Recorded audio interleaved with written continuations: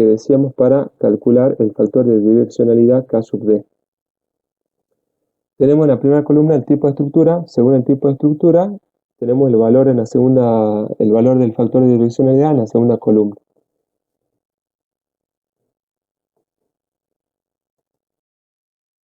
El segundo paso es calcular el factor de importancia. La definición del factor de importancia que está ahí en el medio es el factor que tiene en cuenta el grado de riesgo para la vida humana y daño a la propiedad. Es muy importante. Entonces, abajo tenemos la tabla, que según la categoría, que va de 1 a 4, la importancia va desde 1 en adelante, va a mayor importancia. Eso sería la primera columna. En la segunda columna tenemos el factor I, factor de importancia, los valores según la categoría. El factor de importancia que se obtiene a partir de la tabla 1, que es la que tenemos más abajo, se debe determinar en base a la categoría del edificio y otra estructura indicada en la tabla A1 del apéndice, que a continuación la explicaremos.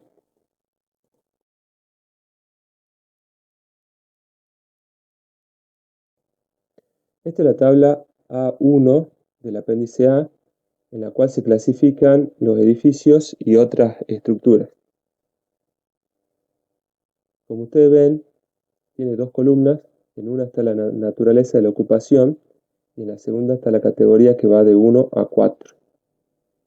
Bueno, la categoría de 1 a 4 va de menor importancia a mayor importancia, ¿sí?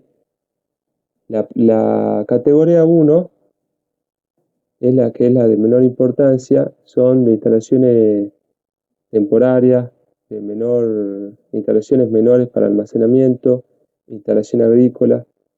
La 2 son las que están fuera de la 3 y la 4, que son de más importancia. Por ejemplo, para un edificio de vivienda, por ejemplo, estaría en la 2. Ustedes se fijan en la 3 y en la 4, son más construcciones esenciales y que tienen más riesgo. Por ejemplo, en la 4, que es la mayor importancia, están los hospitales, cuarteles de bomberos, por ejemplo. En cambio, en la 3 están edificios donde se reúnen 300 personas, por ejemplo, ¿sí? Bueno, una vivienda, por ejemplo, está en la categoría 2.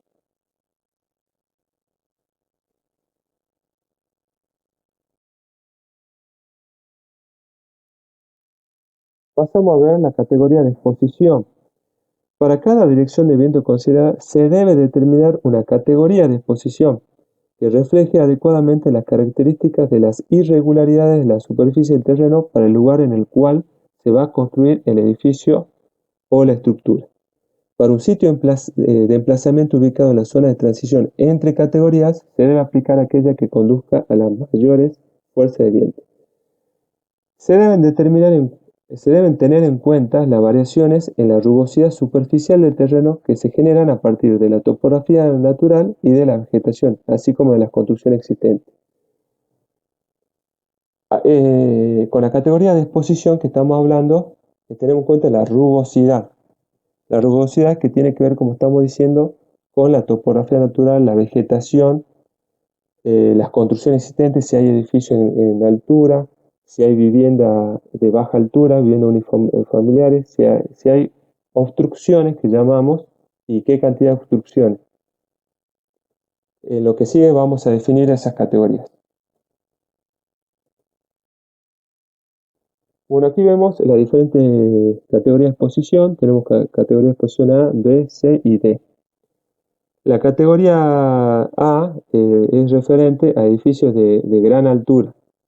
Por eso dice que es de centros de grandes ciudades con al menos 50% de los edificios de altura mayor que 20 metros.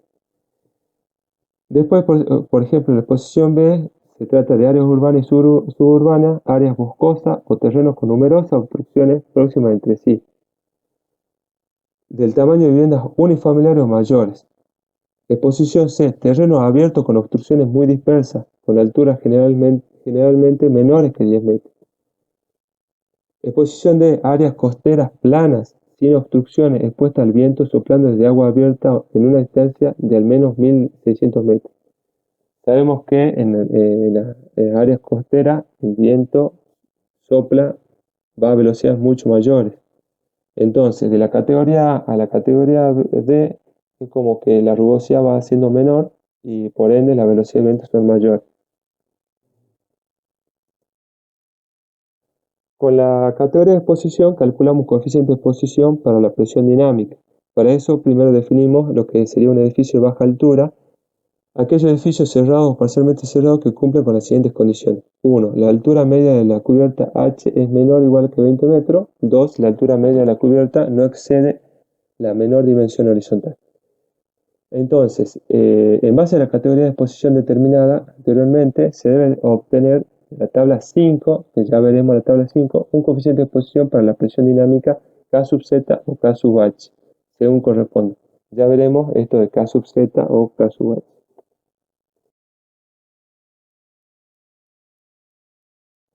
Esta es la tabla 5 para determinar los coeficientes de exposición para la presión dinámica, KZ, ¿sí? O KH. Ahora veremos qué sería KZ y KH. Nosotros tenemos la exposición que estábamos viendo, tenemos exposición A, B, C o D, como estábamos viendo, y la altura sobre el nivel de terreno Z. Según la altura, según la exposición, tenemos un caso 1 y un caso 2. Sabiendo en qué caso estamos, determinamos el valor de K, KZ o KH. ¿Qué sería KZ y qué sería KH? KZ sería el valor correspondiente a una determinada altura Z. Ahora, el KH ya tiene que ver con la altura promedio de cubierta. O sea, cuando tenemos una cubierta a dos aguas, por ejemplo, que tiene una pendiente, nosotros tenemos una altura variable de la cubierta. Entonces, la altura promedio, si nosotros queremos sacar el K para la altura promedio de la cubierta, sería un KH. Y KZ sería a cualquier altura del edificio. Ahora, ¿cuál sería el caso 1 y caso 2? Acá en lo que serían las notas, las aclaraciones de la tabla, explica lo que sería el caso 1 y el caso 2. Entonces, el caso 1 sería para todos los componentes y revestimientos y para los sistemas principales resistentes de edificios de baja altura, diseñando usando la figura 4. ¿Cuál sería la figura 4? Acá yo puse la figura 4 para que veamos. Se trata de esta figura que se usa para determinar estos coeficientes. Coeficiente de presión externa. Los edificios de baja altura que se hayan diseñado con esta figura entrarían también en el caso 1 y también para lo que serían los componentes de revestimiento. Ahora, para el caso 2 serían los edificios que no se han diseñado con la figura 4 y también para los sistemas principales de otras estructuras, no de edificios, sino de otras estructuras. Bien, cuando hablamos de los edificios diseñados con figura 4, estamos hablando de sistemas principales, ¿no? Estamos hablando de sistemas principales de edificios diseñados con la figura 4, que sería el caso 1, y los que no fueron diseñados con la figura 4 ya entran en el caso 2. Eso sería determinándolo con la tabla. Si no, también tenemos estas expresiones en la cual están estos parámetros, que también hay una tabla para calcular esos parámetros, que sería la tabla 4.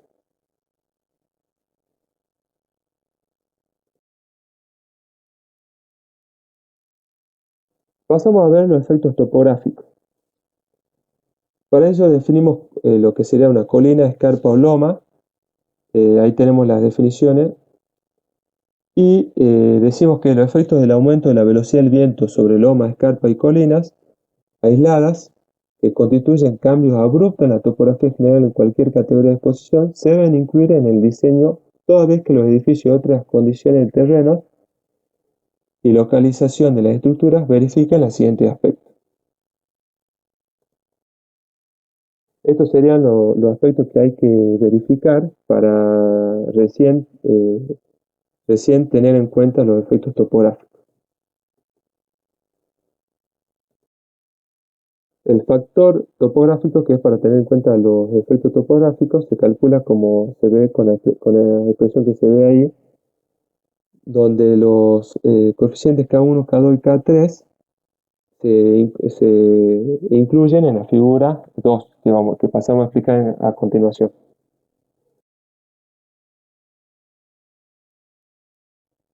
Bueno, acá tenemos la figura 2 para determinar el factor topográfico KZT. Sabemos que para calcular este factor tenemos que calcular los multiplicadores K1, K2 y K3. Acá tenemos dos gráficos, uno para acantilado o escarpa y otro para loma o colina, ¿sí? Bueno, y tenemos diferentes parámetros, diferentes medidas y variables.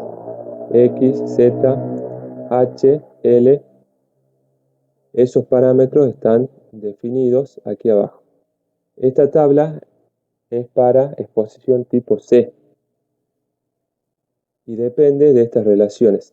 Para el multiplicador K1 sería esta parte, que según la relación H sobre LH, que H sería la altura del desnivel,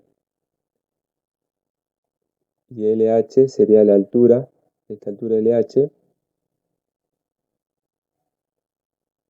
tenemos el valor de K1 ya sea para loma, escarpa o colina. Lo mismo para multiplicador K2 que tenemos para escarpa y para los otros casos, pero con esta relación, X sobre LH. Y para el multiplicador K3 tenemos Z sobre LH.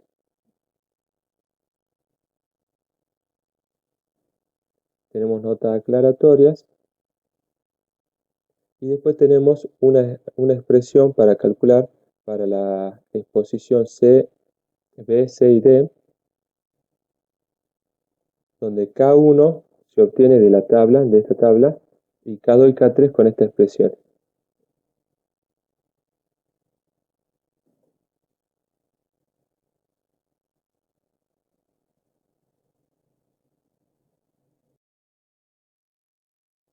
Pasamos a ver dos definiciones que necesitamos para entender el paso que sigue.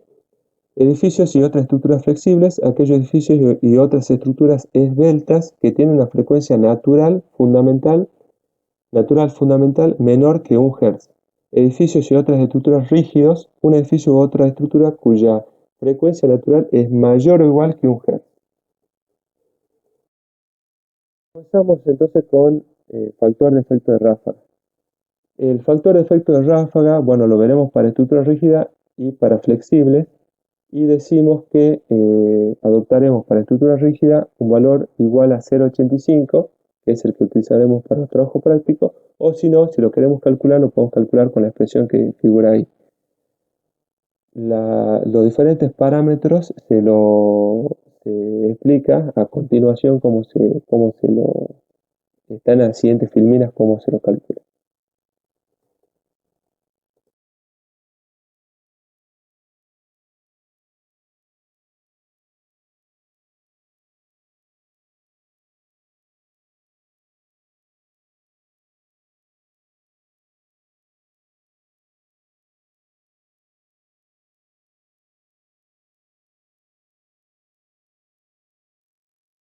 Bueno, para estructuras flexibles o dinámicamente sensibles, se calcula con la expresión 6 que se figura ahí, y a continuación se va detallando cómo se van calculando los diferentes parámetros.